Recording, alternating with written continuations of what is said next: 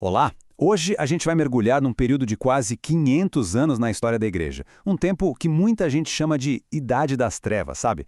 Mas a história é bem mais complexa. É, na verdade, uma saga dramática de quase colapso e uma recuperação impressionante. Então, se prepare para essa jornada de crise e um retorno que mudou tudo. E para a gente ter uma ideia do clima da época, uma das fontes que usamos para esta análise descreve o período exatamente assim. Essa frase já pinta um quadro bem sombrio, né? Era um mundo depois que a estabilidade do Império Romano começou a desaparecer. O cenário era de um caos generalizado e a igreja, claro, estava bem no meio desse furacão. Bom, vamos começar então mergulhando de cabeça nesse mundo caótico. A gente precisa entender o cenário de uma Europa toda fragmentada, que era atacada por todos os lados, por pressões de fora e também de dentro, que ameaçavam a sua própria existência. Imagina só o cenário. A Europa Ocidental estava em pedaços. Tribos como os lombardos iam conquistando territórios importantes. Piratas aterrorizavam todo o litoral. E os reinos germânicos que existiam eram governados por líderes extremamente violentos. Não existia um poder central forte, sabe? Era só conflito e uma instabilidade que não acabava nunca. E como se não bastasse toda essa bagunça interna, uma nova e poderosa força surgiu no horizonte. Uma força que a nossa fonte de análise descreve como, talvez, a maior de todas as ameaças ao mundo cristão daquela época. Essa força era o islamismo, que começou a se expandir numa velocidade impressionante. Agora, o que é realmente impressionante aqui é a velocidade com que tudo aconteceu. Em pouco mais de 100 anos, o islamismo se espalhou do Oriente Médio até a Espanha. O cristianismo no norte da África foi praticamente varrido do mapa, e por muito pouco não aconteceu o mesmo na Europa. O avanço só foi parado em 732, lá no coração da França. Mas olha, por mais assustadoras que fossem as ameaças externas, o perigo mais grave talvez estivesse vindo de dentro da própria igreja. Existia uma decadência interna, uma podridão mesmo, que estava minando toda a sua autoridade e a sua missão espiritual. A corrupção não era um caso isolado, não. Era um problema sistêmico. A simonia, por exemplo, que era basicamente a venda de cargos na igreja, virou uma prática comum. O clero vivia no luxo, na imoralidade, e muitos eram completamente ignorantes, mal sabiam ler. A coisa era tão grave que, segundo a fonte, até criminosos conseguiam assumir cargos importantes. E para a gente ter uma dimensão do tamanho da crise moral, dá uma olhada nessa citação chocante da época sobre o clero. Ela mostra o nível a que as coisas chegaram. Pensa bem, se ser bêbado e adúltero era considerado um dos pecados menores, dá para imaginar quais eram os maiores, né?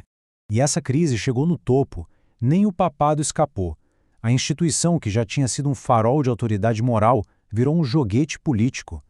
Chegou um ponto que, durante 40 anos, os imperadores simplesmente escolheram quem eles queriam que fosse o Papa. O poder espiritual estava completamente submisso ao poder dos reis. Mas como o título desta análise já adianta, depois da crise veio o retorno. É aqui que a história dá uma virada. Vamos passar para a segunda parte e ver como a luz começou a aparecer depois de um longo período de escuridão. Foi um momento chave.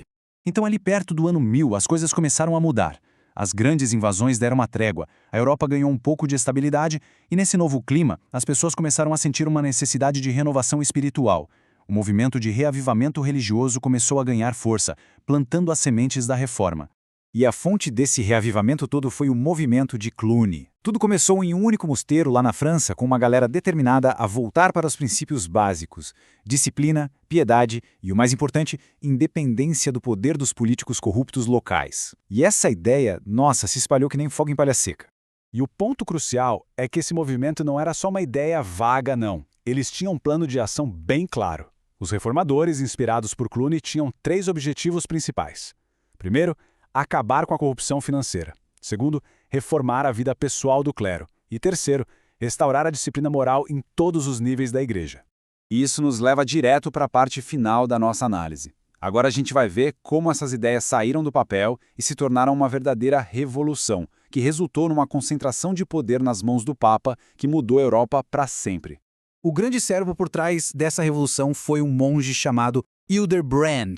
Durante 20 anos ele foi o poder por trás do trono, aconselhando os papas reformistas. Então, quando ele mesmo se tornou papa, como Gregório VII, ele já estava mais do que pronto para colocar sua grande visão em prática.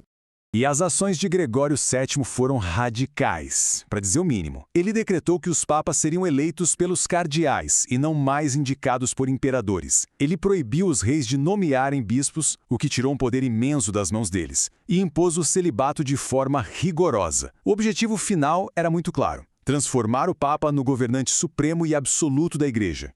O resultado disso tudo foi uma transformação assim da água para o vinho. O papado deixou de ser uma instituição fraca e corrupta para se tornar o poder mais dominante da Europa medieval. O papa não era mais uma peça no jogo dos reis. Ele se tornou um rei sobre a própria igreja e muitas vezes um rei sobre os outros reis também. E assim, a igreja não foi apenas salva do colapso. Ela foi refeita, transformada em algo muito, muito mais poderoso. E isso, claro, nos deixa com uma pergunta para refletir. Essa concentração de poder preparou o terreno para o próximo capítulo da história, um capítulo que inclui as cruzadas e os grandes conflitos entre papas e reis. Afinal, o que acontece quando uma instituição religiosa conquista o poder absoluto?